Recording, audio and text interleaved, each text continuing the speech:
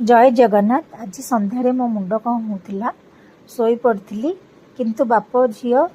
these beetroot गोटे थिला आमर काटिकी ताको ग्राइंडिंग करी अटा चकड़ुंट खड़ खड़ साउंड रे मो निद भांगिला देखिला आसु बाप झील अटा चकड़ुंट मत बहुत खराब लगे हाथ अटा भिड़ी निजे चकड़ी मिष्टी कहला मत मामा दे मु चकड़ी मिष्टी चकड़ा स्टार्ट कला आपण घरे जी पिला थे एमती कहते तापर बीटरूट तो देहपाई बहुत भल आपण मैंने जानते किंतु खाली यहाँ खाई हुए कि तरकारी पकईले तरकारी टे टेस्टलेस कर दिए से आम खाई पारि न था अधा आम आनिले अधा खाई था अधा सुखिया